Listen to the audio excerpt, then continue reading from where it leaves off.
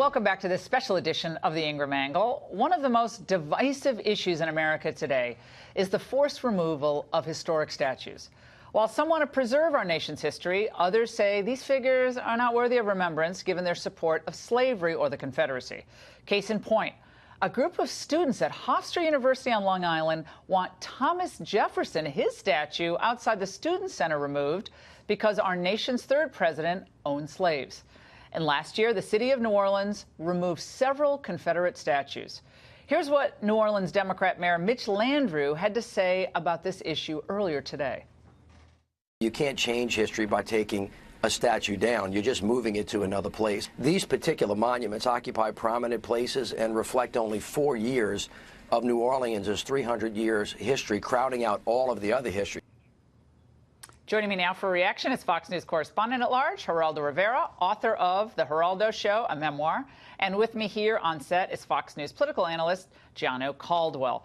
All right, Geraldo, let's start with you on this. Mitch Landrieu has had a number of statues removed in the dark of night, and these are statues that have been there for a long time. They're worth multi-million dollars, and we don't even know, I guess, where most of them are. P.T. Beauregard, other statues, don't know where they are. They're just gone. What's your take on this? Is this the right way to handle these historical monuments? Well, putting aside what's happening in New Orleans, and I really do like Mayor Landrieu. I think that he's a very thoughtful man. I think his family has a real roots, real cred when it comes to New Orleans and Louisiana history, generally speaking.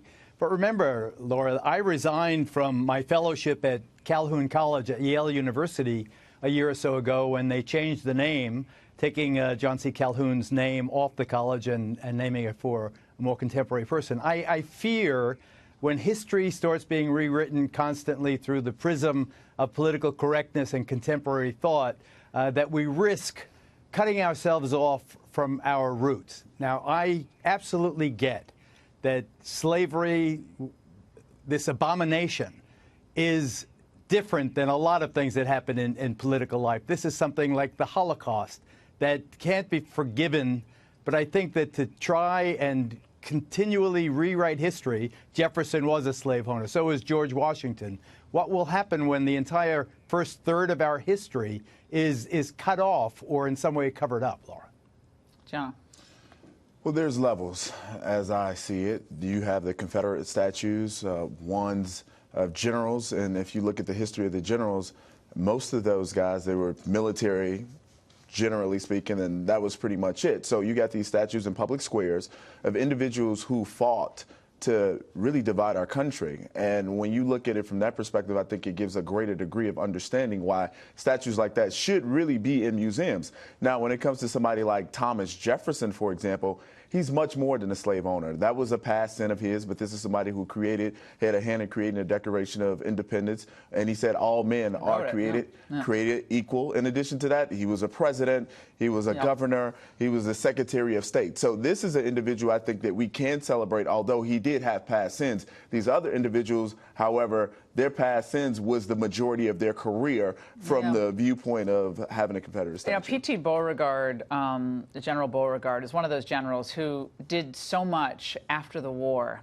He helped build schools for minority children, and he did so much work to try to bring the fabric of the community together.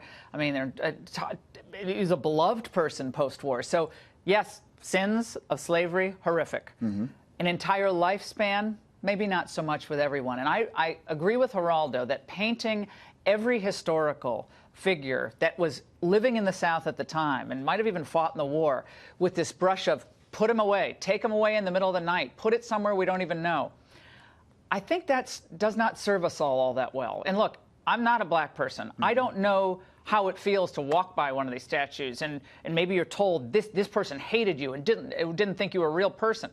I can't imagine that. But I do think people who especially worked for a reconstruction or forgiveness, for bringing and healing the country, especially those people, I think we're on a real slippery slope if we start saying, like, and look, these Hofstra students, they're serious. They were serious at Princeton about Woodrow Wilson, a great internationalist, Democrat hero. Now, Woodrow Wilson has to go off the Wilson Center. This is what one of the Hofstra students said on Fox News. The right to peaceful protest and assembly is at the core of our democracy. Hofstra supports our students' right to engage in peaceful demonstrations about issues that matter to them. We look forward to the continuing civil exchange of ideas on the subject. That's what their statement was to Fox News. But it looks like groups of students mobilized at Princeton University, not successfully yet. But I think it's a matter of time before Thomas Jefferson gets put in that same place as Robert E. Lee, who past American presidents, including FDR, hailed as one of the greatest generals we've ever had, one of the greatest Christian gentlemen we've ever had. That's FDR's commemoration of Robert E. Lee. So this is a wild territory we're in, and I don't know where it ends, guys. And I would have to disagree with you. I think it's a slippery slope if we're continuing to put these individuals, these Confederate generals, in similar categories as Thomas Jefferson. They are not in similar categories as Thomas Jefferson. You have individuals who really founded our country, Christian principles.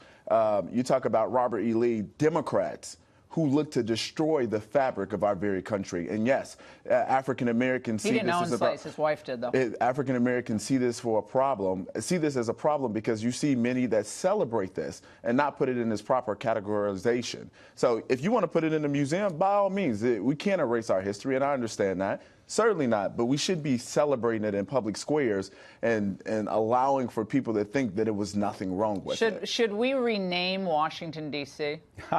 You know, Laura, just going back to... Oh, he owned slaves not too far from here. We had multiple, I get it. I get the point. Thousands of acres of land. John C. Calhoun in the 1950s was voted one of the 5 greatest senators in American history by an elite Senate panel that included John F. Kennedy. So Senator Kennedy was one of those who picked John Calhoun as one of the great Senate. That was in the 1950s. My fear is that as contemporary mores and values and who's in and who's out change, will continually be erasing. History will have to be written in pencil rather than in ink. And I don't think that gets anyone anywhere. But I will say this much. There was a time in this country at the beginning of the reaction to Reconstruction, the beginning of Jim Crow, where statues were erected specifically to stick it to black people, to let them know who was still boss and who was subordinate. Those statues, I think, when you know, they may have the facade is a historic monument, but the real purpose is a racialist social statement rather than a historic remembrance. And I think that you can look at them, it's easy to find their provenance, their history, and determine how you feel about them based on that. All right, guys, great segment.